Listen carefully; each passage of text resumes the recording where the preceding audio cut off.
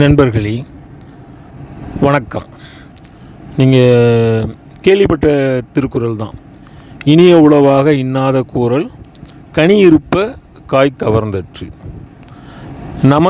நம்ம பார்க்குற நிறைய பேர் பார்த்திங்கன்னா, நிறைய பேர் கனியை விட்டுட்டு காயை பற்றி தான் பேசிக்கிட்டே இருப்பாங்க.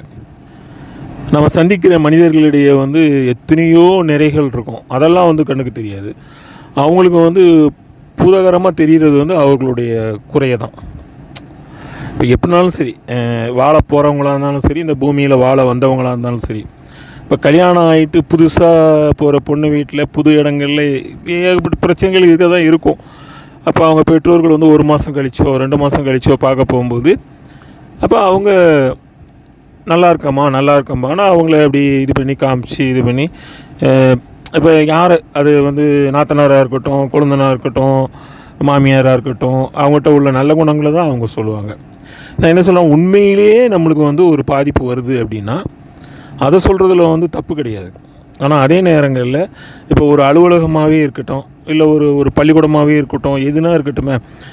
இப்போ நான் கேள்விப்பட்டிருக்கேன், சில பள்ளிக்கூடங்களில் ஒருத்தர் சொல்லுவார், நாங்கள் ஸ்டாஃப் ரூமில் உட்காந்துருப்போம், ஆனால் இந்த மனுஷன் ஒரு ஆசிரியரை பற்றி சொல்லுவார், ஒரு வாத்தியார். அவர் கண் ஃபுல்லாக ஆஃபீஸில் தான் இருக்கும். யார் போய் எச்சமாக பார்க்குறா, என்ன பேசுகிறாங்க, ரொம்ப நேரம் போய் ஒரு லேடி டீச்சர் நின்று பேசிடக்கூடாது, அதை ஒரு குறை. அப்போ என்ன ஆகும், அவங்களுடைய அந்த மனசுலே அந்த குறை தான் அவங்களுக்கு அது அப்படி பழக்கப்பட்டவங்க அப்படி தான் இருப்பாங்க. அப்போ நம்ம என்ன சொல்கிறோம் அப்படின்னா,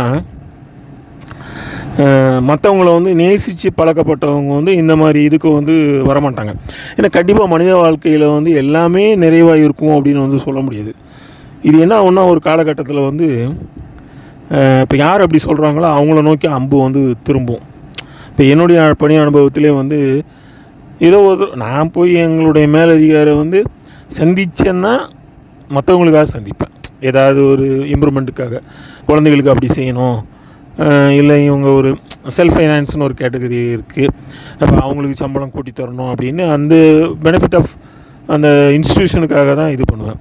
அப்போ போய் யாரோ போய் ஒரு 10 வருஷத்துக்கு முன்னாடி போய் குறை சொல்லியிருக்காங்க. அவர் வச்சு விளாசி எடுத்துகிட்டு வரான். அப்போ பக்கத்தில் இன்னொரு ஆசிரியர் இருந்திருக்காங்க. இப்போ அவர் எப்போ வந்தாலும் யாரையும் எதுவும் சொல்ல மாட்டார். இப்போ அவர் மற்றவங்களுக்காக தான் கேட்க வருவார்.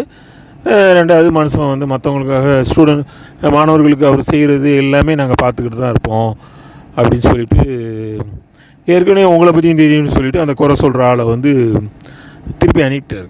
அதனால் இதை என்ன பண்ணக்கூடாதுன்னா, இப்போ அதாவது மாணவர்கிட்ட நம்ம என்ன சொல்கிறோம் அப்படின்னா, அவங்களுக்கு போதிக்கும்போது புரியாது, ஆனால் அவங்களுக்கு ஒரு பாதிப்பு வரும்போது தான் அது புரியும். அப்போ என்ன அப்படின்னா, நல்ல போதனைகள், இப்போ உள்ள சூழலில் நீங்கள் இப்படி தான் ஆக போகிறீங்க, நீங்கள் இந்த பாதையில் போகாதீங்க, நல்ல பாதைகளை தேர்ந்தெடுக்குங்க சொல்கிறது நல்லது. ஒரு நண்பரையுமே நம்ம என்ன பண்ணணும் அப்படின்னா, திருத்துறதுக்காக சொல்கிறதோ, அவர் ஒரு வேறு சேரக்கூடாத இடங்களில் சேர்ந்தோ, இல்லை அவருடைய ரொம்ப க்ளோஸ் ஃப்ரெண்டாக இருந்தாருன்னா அவருடைய ஏதாவது ஒரு இல்வாழ்க்கையில் ஏதாவது ஒரு பிரச்சனை ஏதோ எடுத்துக்கிடலாம். அதை விட்டுட்டு இப்போ ஒரு கல்யாணம் ஆன ஒரு ஜோடி புதுசாக ஆயிடுச்சு, ஏதோ ஒரு சின்ன சண்டையில் ஒரு 3 மாதத்தில் அவங்க அம்மா வீட்டுக்கு கோச்சிட்டு போயிட்டாங்கன்னா, இவங்க இது பண்ணுறாங்கன்னா, அதை ஒரு க்ளோஸ் ஃப்ரெண்டுன்னு இவர்கிட்ட சொல்லியிருப்பார். இவர் அதை பிரசவம் பண்ணி அதை பெரிய தண்டோரா போட்டு அதை ஒரு பெரிய இதாக்கி, பற்றியா இவனோட இதே சரியில்லை, இவனுக்கு இப்படி ஒரு சந்தேக புத்தி இருக்குது, இருந்ததுனால அவன் பொண்டாட்டி அவனை விட்டுட்டு போயிட்டா, இனிமேல் வரவே மாட்டா அப்படின்னா, அது என்னென்னா பொதுவாகவே சொல்கிறோம், கல்யாணம் ஆன புதுசில் ஒரு 5 வருஷம்னா பிரச்சனை வரதான் வரும். அதுக்கப்புறம் குழந்தைகள்லாம் வளர்ந்து போது சரியாயிடும். இன்னும் சொல்லப்போனால் சில நேரங்களில் உரசல்கள் வரணும். உரசல்கள் அதை முடிஞ்சு இது பண்ணால் தான் அதுலேயும் ஒரு சுகம் இருக்குது. அதை புரிஞ்சுக்கிறோம். 4 பேர் இருக்கிற இடத்துல அது சுகம் தான். அதனால் இந்த பிறரை குறை சொல்லுதல் அப்படிங்கிறத மனசுக்குள்ளே வச்சுருக்கிறது எப்படி அப்படின்னா, அது என்னென்னா, அதுக்கு நிறைய காரணங்கள் இருக்குது. பொறாமை, பேராசை, அப்புறம் பகைமை உணர்வு, அப்புறம் பயம். இப்போ சில இடங்களில் நம்மளுக்கு அந்த ப்ரமோஷன் கிடைக்காம போயிடுமோ அப்படின்னு ஒன்று. சில நேரங்களில் இன்னும் இவரே பேர் வாங்கிட்டே போகிறாரு, இவங்கள நம்ம ஏதாவது சில நேரங்களில் அந்த மாதிரி ஆகிடுது. இப்போ நம்ம வந்து நம்பி நாராயணன் கதை ராக்கெட்ரி மாதவன் நடித்தது. இப்போ ஏதோ ஒரு எதிர்பார்க்காத விதமாக ஒரு பிறல் இது வந்து ஒரு சாட்சியோ ஒரு ஏதோ வந்து உறுதிப்பட்டு அவங்களுக்கு வந்து ஒரு தண்டனை கிடச்சிருச்சு. இப்போ சில நேரங்களில் பார்த்திங்கன்னா நிறைய பார்க்குறோம் நம்ம செய்திகளிலே வந்து இந்த ஜெயில் தண்டனை அது மாதிரியான இதெல்லாம் வந்து அவங்க பாதிக்கப்பட்டுட்டாங்க. சரி, ஒரு 4 வருஷம் கழித்து அவர் வந்து நல்லவர்னு தீர்ப்பாகுது. அப்போ அவங்க இழந்த காலங்களை நம்ம எப்படி கொடுக்க முடியும்? இப்போ அதுக்கு பொறுப்பு வந்து யார் ஏற்க முடியும்? சில நேரங்களில் பார்த்திங்கன்னா பொய்யான பிரச்சாரத்தினால வீண் பழியினால் சில பேருக்கு அந்த மனசில் தாங்கக்கூடிய அந்த பக்குவம் வந்து இருக்காது. அதெல்லாம் போய் எங்கேயோ தற்கொலையிலெல்லாம் முடிஞ்சிருக்குது.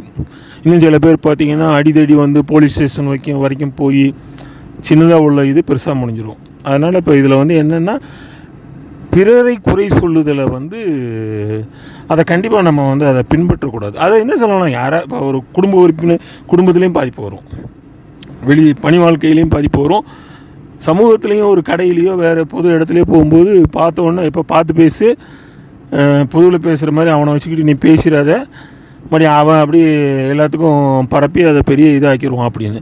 இன்னும் சில பேர்கிட்ட நம்ம பேசும்போதே சொல்லுவோம், எப்போ உனக்கு நான் ஃப்ரெண்டுன்னு சொல்லியிருக்கிறேன், இதை போய் நீ வெளியே சொல்லிடாதப்பா அப்படின்னு. இப்போ ஹோட்டலில் சொல்கிறாங்கல்ல, அந்த இதில் எழுதி போடுறாங்கல்ல, அதாவது குறைகளை வந்து எங்ககிட்ட சொல்லுங்கள், நிறைகளை வந்து வெளியே போய் சொல்லுங்கன்னு. அது மாதிரி தான் நம்ம ஒரு சைடில் வந்து எத்தனையோ பார்க்குற மனுஷங்கக்கிட்டேயும் சரி இடங்கள்லேயும் சரி. இப்போ கடவுள்கிட்டே போகிறேங்க. இப்போ எடுக்குங்களேன், அந்த பாட்டு எனக்கு அருமையான பாட்டு, குறை ஒன்றும் இல்லை நிறை வாழ்க்கை கண்ணாவா என்னமோன்னு அந்த பாட்டு வரும். அப்போ கடவுள்கிட்ட போய் உட்காந்து சொல்லும்போது கூட என்ன அமைதியாக உட்காந்துக்கிட்டு எனக்கு வாழ்க்கையில் ஒன்றுமே கஷ்டம் 1000 கஷ்டம் இருக்கும், என்ன நீ நல்லா வச்சுருக்க, எனக்கு வந்து மற்றவங்கள வந்து கொஞ்சம் கஷ்டப்படாமல் கொஞ்சம் பார்த்துக்கோ, அவங்ககிட்ட வேலை பார்க்குறவங்க இல்லை அவங்களுடைய ஏதாவது சகோதர சகோதரிகளுக்கு ஏதாவது வியாதி ஏதாவது இருக்கும் அப்படின்னும்போது அப்போ கடவுளுடைய பார்வையில் கூட பாரு, இவன் கஷ்டத்தை வந்து சொல்கிறானா பாரு, அடுத்தவங்க கஷ்டத்தில் வந்து சொல்கிறான், எனக்கு ஒன்றுமே கிடையாது, எனக்கு ஒன்று நான் நல்லா தானே இருக்கேன், நான் நல்லா தானே இருக்கேன் அப்படின்னு சொல்லி பார்த்தாலே நம்ம நல்லதாகிரும். அதனால் குறைய சொல்லிக்கிட்டே தெரிஞ்சோம்னா நம்மளுடைய வாழ்க்கையை தான் குறைபட்டு போகுமே தவிர்த்து அதில் என்ன ஒரு அல்ப சந்தோஷம் கிடைக்கலாம். ஆனால் அது எத்தனை விதமான ஒரு என்னத்தை சொல்கிறது, எவ்வளோ பாதிப்பை உண்டாக்குங்கிறது வந்து தெரிஞ்சிடணும். இப்போ நம்மளுக்கே தெரியும், ராமாயணத்தில் வந்து கூனி கைகேயிக்கு, அதேமாரி இங்கே மகாபாரதத்தில் வந்து சகுனி. அதனால் வந்து எத்தனை போராட்டங்கள் வந்து அது வந்து எவ்வளோ பெரிய ஒரு பாடத்தை கொடுக்கணும்னு. அதனால் சில நேரம் எதிர்மறையான சில ஓமைகளை வச்சு சான்றை வச்சு வாழ்க்கையினுடைய அந்த நிகழ்வுகளை வச்சு பாடம் படிக்கிறதுக்கு இந்த நிட்பிக்கிங் வந்து ஒரு முக்கியமான இது. அதனால் நம்ம மேக்சிமம் வந்து உறவுகளே வளரணும் அப்படின்னா நம்ம வந்து அவங்ககிட்ட உள்ள சிறப்பை தான் வந்து அவங்ககிட்டையும் பாராட்டணும், மற்றவங்ககிட்டையும் சொல்லணும். சரி ரைட்டு, போகிற பாதை தவறுன்னு தெரியுது, முகத்துக்கு நேராக தான் சொல்லணும்.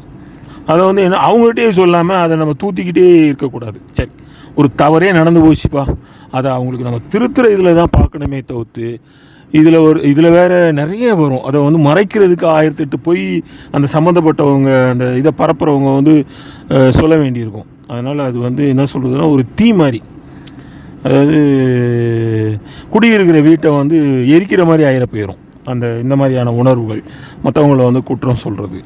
அதனால் இந்த வகையான குணங்களுக்கு வந்து நம்ம அடிமையாகாமல் நல்ல மனசோட பார்க்குற மனுஷங்கிட்டெல்லாம் உள்ள நல்ல அவங்களுடைய நிறைகளை நம்ம பாராட்டிகிட்டு இருந்தோம்னா நமக்கு வந்து நட்பு வளரும், உறவு வளரும், நம்மளும் ரொம்ப சந்தோஷமாக இருப்போம். மிக்க நன்றி.